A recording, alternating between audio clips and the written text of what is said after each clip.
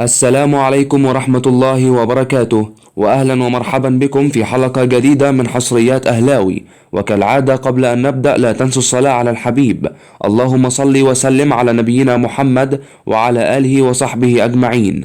وعلى بركة الله نبدأ بالعناوين.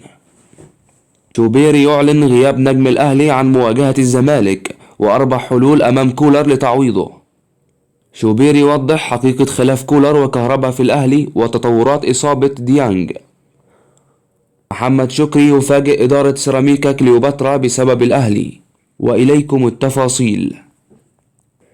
كشف الإعلامي أحمد شوبير نجم الكرة المصرية السابق عن تطورات إصابة اللاعب ياسر إبراهيم مدافع فريق الكرة الأول بالقلعة الحمراء قبل المواجهة المرتقبة أمام بلدية المحلة ضمن فعاليات بطولة الدوري الممتاز. وتحوم الشكوك بشدة إلى غياب اللاعب ياسر إبراهيم عن المواجهة المرتقبة التي تجمع بين الزمالك والنادي الأهلي في نهائي كأس مصر المقرر إقامتها في المملكة العربية السعودية على ملعب الأول بارك يوم 8 من مارس الجاري. وتعرض ياسر إبراهيم لإصابة قوية أثناء مشاركته مع النادي الأهلي في لقاء ميديام الغاني ضمن مباريات الجولة الخامسة من دور المجموعات ببطولة دوري أبطال إفريقيا، حيث انتهى بفوز المارد الأحمر بهدف دون رد. وأكد شوبير في تصريحات إذاعية صباح اليوم الاثنين أن ياسر إبراهيم مدافع الأهلي سيغيب عن مواجهة الزمالك في نهائي كأس مصر المقرر لها 8 من مارس المقبل في السعودية بسبب الإصابة.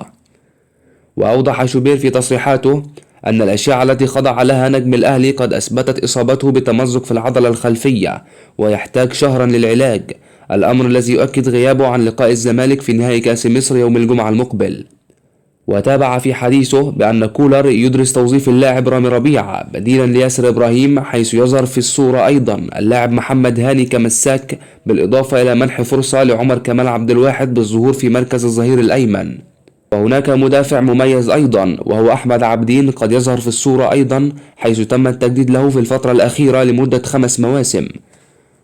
وأوضح أن كولر قد أعاد محمود متولي لتدريبات النادي الأهلي نظرا لإصابة ياسر إبراهيم، خاصة أن اللاعب يخوض تدريبات منفردة بصورة منتظمة خلال الفترة الماضية، كما لا يوجد بينه مشكلة وبين كولر.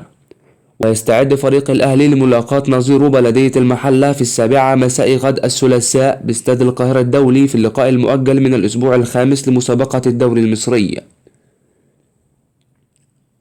كشف الإعلامي أحمد شوبير عن الأنباء المترددة بخصوص دخول اللاعب محمود كهربا جناح النادي الأهلي في خلاف مع السويسري مارسيل كولر المدير الفني للقلعة الحمراء. وغاب كهربا عن مواجهة النادي الأهلي مع نظيره ميديام الغاني.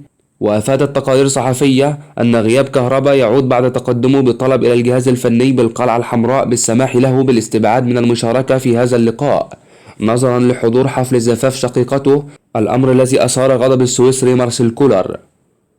وقال شوبير أنه ليس هناك خلاف بين السويسري مارسيل كولر أو محمود كهربا داخل النادي الأهلي، مشيرا إلى أن استبعاد اللاعب من مواجهة ميديام الغاني كان وجهة نظر فنية فقط وليس أمر آخر. وشدد شوبير في حديثه على أن مشاركة كهربا مع النادي الأهلي في اللقاءات القادمة سيتم تحديدها بناء على حالته الفنية، مشيرا إلى أن اللاعب مطالب بإثبات نفسه. وأضاف كهربا مطالب أيضا الفوز بالتحدي الذي ينتظره في المنافسة مع وسام أبو علي وأنتوني موديست مهاجمي الفريق اللذان يشاركان بصفة مستمرة في الفترة الأخيرة.